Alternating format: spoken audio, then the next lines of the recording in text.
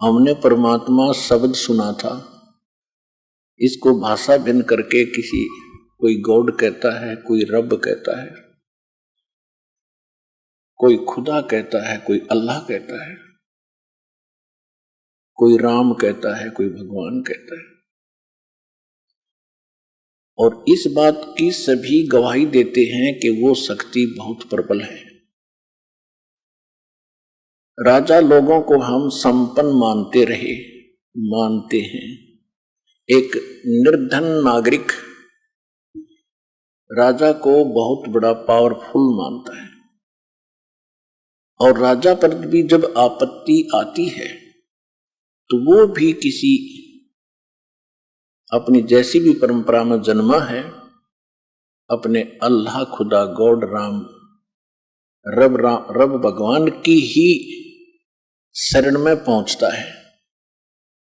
यानी अपने राजकाज में जब उसको भी कोई दिक्कत आती है, वो तो सक्षम माना जाता है पृथ्वी पर, वो भी परमात्मा की खोज करता है, उससे राहत चाहता है। लेकिन वो परमात्मा, इसे सिद्ध है कि वो कोई बहुत बड़ी शक्ति है, और वो भी दे सकता है जो राजा नहीं दे सकता, जो राजा को भी के पास भी वस्तु नहीं है। राजा क्या नहीं दे सकता, क्या दे सकता है? जब तक हमें ज्ञान नहीं था तब तक हम सोचते थे मंत्री ने, मुख्यमंत्री जी ने नौकरी दे दी। नहीं, रोजगार भी परमात्मा देता है। करे करा वैसाइया मन में लहर उठा, और दादू सिरधर जीव के आप बगल हो जा। जो कुछ भी करता है भगवान करता है। वो करता कैसे है कि जिस पहले वो शुभ संस्कार बनवाता है और फिर उसको राहत देता है। तो शुभ संस्कार बनते हैं शास्त्र अनुकूल साधना से। शास्त्र के अनुकूल जो भक्ति हम करेंगे मर्यादा में रहकर, तो शास्त्र अनुकूल साधना में सबसे पहले सतगुरु की आवश्यकता पड़ती है, और सतगुरु बताता है फिर शास्त्र अनुकूल साधनाएं। तो जब तक हमें शास्त्र अनुकूल साधना नहीं मिलती है और हमें कुछ राहत कहीं से हम महसूस कर रहे हैं, किसी देव, ईष्ट या संत के खेमे में जाकर, उनके पास जाकर के, या किसी मंत्री, मुख्यमंत्री या किसी अन्य अधिकारी से, या किसी सेठ फैक्ट्री मालिक से, हम ये सोचते हैं कि इसने हमें कुछ राहत दे दी, तो वो हमारी एक सांसारिक सोच थी। ये सब कुछ परमात्मा व्यवस्था करते हैं, उन्हीं के लिए करते हैं जिनके पूर्व संस्कार, पिछले जन्म जन्मांतर के कोई शुभ संस्कार हैं, और वो पहले निर्धारित होते हैं। ऐसे सर्कमस्टांस बनाता है परमात्मा कि फिर उन्हीं को वो सुविधाएं प्राप्त होती हैं, अन्य को नहीं होती। तो राजा लोग भी जिस शक्ति की आस करते हैं, तो वो कितनी प्रबल और कितनी सुखदाई, अर्थात वो सभी काम, हमारे सर्व काज करने वाली वो पावर है। इसलिए उसकी खोज राजा लोग भी राज त्याग कर भी किया करते थे। दुर्भाग्य ये रहा कि उनको सतगुरु नहीं मिले, मार्ग नहीं मिला, परमात्मा के पाने की विधि नहीं मिली। एक सिंपल, एक आम कहावत हम सुना करते थे, गांव पर प्रचलित थी हमारे यहां, कि एक राजा का मित्र था कोई किसान। राजा कहीं शिकार में गया हुआ था, जिस बकवाद करने जाते ही है राजा लोग, जब इनको सुख हो जाता है तो भगवान छोड़कर बकवादे करते हैं। तो वो ज्यादा गहरा चला गया, कहीं दूर, भूख प्यास से व्याकुल था। किसान के पास अपने खेत में अपनी रोटी उपलब्ध थी, अपनी ही। राजा वहां पहुंच गया।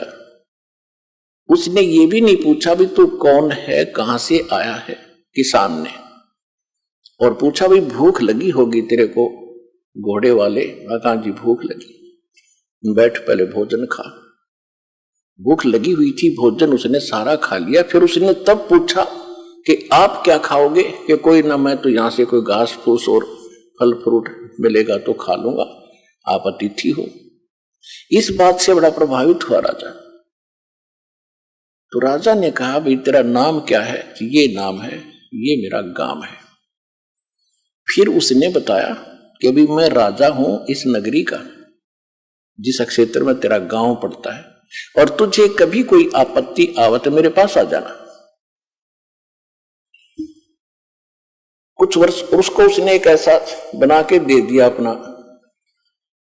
ऐसा कोई आइडेंटिटी उसको बनाकर दे दी कि तेरे को कोई नहीं रोकेगा, कभी आ जाना मेरे राजमहल तक, यानी मेरी रेजिडेंस तक भी आ जाना। तो इतना प्रभावित हुआ राजा उस किसान के इस बात को देखकर के अपने मुंह से रोटी निकाल कर अतिथि को दे दी। यह छोटी बात नहीं, ये पिछले संस्कार ही होते।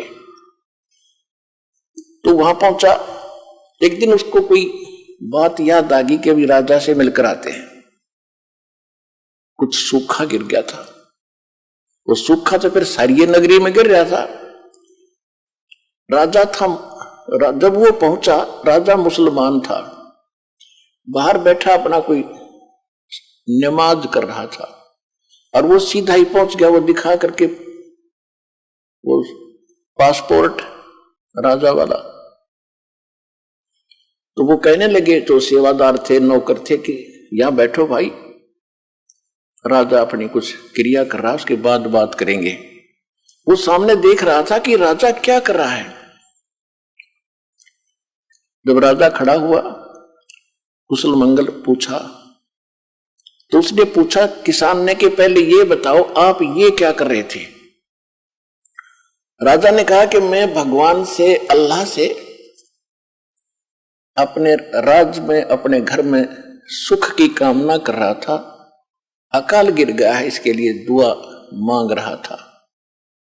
तो किसान कहने लगे, अच्छा, अरे मैं तो भिखारी के पास आ गया भाई, उससे तो मैं न मांग लूंगा अपने घर पे, फिर तेरे से क्या जरूरत है मुझे मांगने की। राजा भी उसी दुख में दुखी, और मैं भी वही दुखी। मांगना किसी देने वाला कोई और है, उसको हम भूल गए। तो सतलोक आश्रम बरवाला, जिला हिसार, हरियाणा में यही याद दिलाई जाती है कि संसारिक लोगों से तुम जो राहत मांगते हो, ये आपकी अध्यात्म ज्ञानहीनता है। परमात्मा से मांगो, परमात्मा उसी को देता है जिसके पहले के शुभ संस्कार है ना। बेसिक मांगते रहियो, कति नहीं दे। अब सब शुभ संस्कार बनते कब हैं? अब बनेंगे। शास्त्र अनुकूल साधना इस दास के पास उपलब्ध है, वो रियल साधना है। इससे आपके रोज शुभ संस्कार बनेंगे, आपको इस जन्म में भी देगा और सतलोक में भी आपको ले जाएगा। ये वो साधना है। आपने बस इतना सा करना है, जैसा ये दास कहे उसके अनुकूल करके देखो। जो गुरु आदेश हो गुरु जी का, उसका पालन करके देखो। भाई जो गुरु बचन पे डट गे, कट गे फंद 84 के, कट गे फंद 84 के, कट गे फंद 84 के। भाई जो गुरु बचन पे डट गे, कट गे फंद 84 के, कट गे फंद 84 के, कट गे फंद 84 के। वस्तु मिली ठोड़ की ठोर, मिट गी मन पापी की दोर। वस्तु मिली ठोड़ की ठोर, मिट गी मन पापी की दौड़।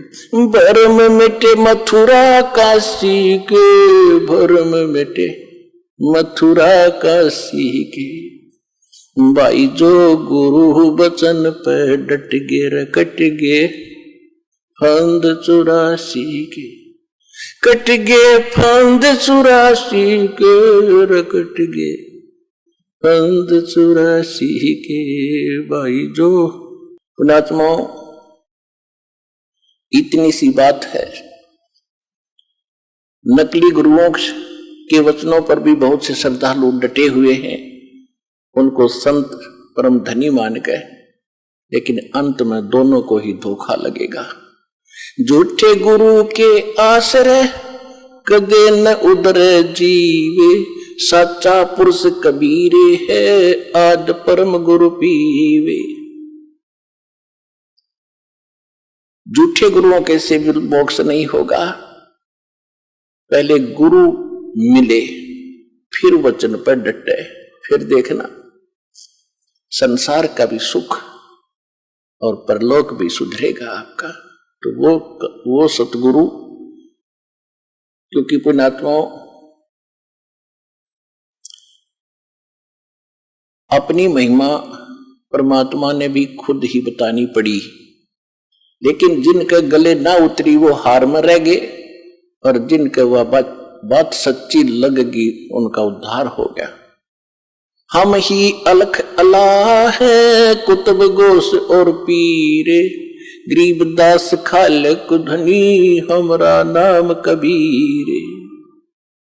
ए स्वामी सृष्टा में सृष्टि हमारे तीरे, दास गरीब अधर बसों अवगत सत्य कबीरे। रामानंद जी से परमात्मा अपनी महिमा बता रहे थे कि मैं सारी सृष्टि का रचने वाला हूं, मैं पूर्ण परमात्मा हूं, मैं ऊपर रहता हूं, जिसको तुम अवगत कहते हो, जिसकी तुम्हें ज्ञान नहीं उस गति का।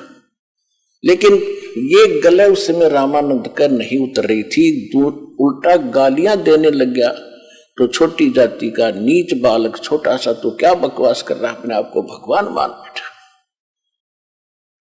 और जब रामानंद जी को परमात्मा सचखंड सतलोक जहां मालिक रहते वहां लेकर गए और फिर वो वापस छोड़े, बोलत रामानंद जी सुनो कबीर करतार, गरीबदास सब रूप में तुम ही बोलन हार। दो ठोर है एक तू भया एक से दो, गरीबदास हम कारणे तुम आए हो मगजो।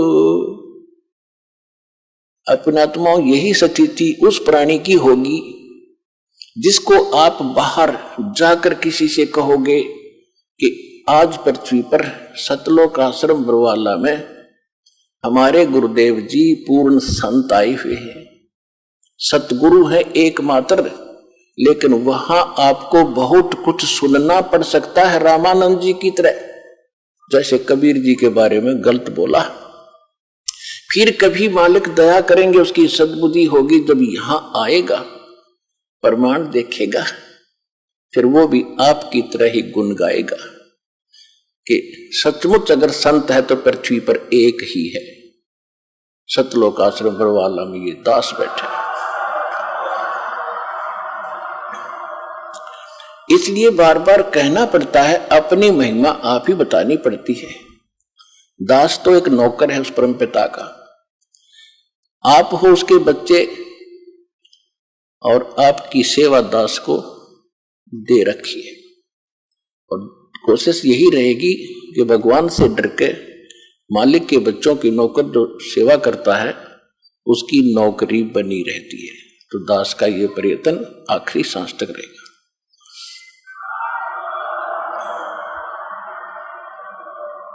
तो प्रसंग चल रहा है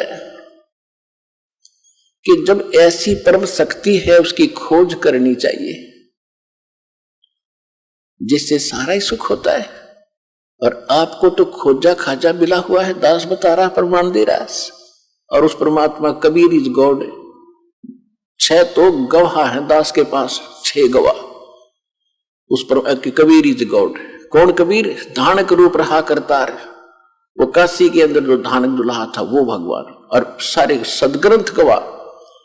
और फिर भी ना समझ में आओ तो बता, फिर परमात्मा कहे फिर हम क्या करें? फिर कौन सा तरीका अपनाएंगे आपके लिए भगवान को पहचानने के लिए और उससे गुण लाभ प्राप्ति करने के लिए?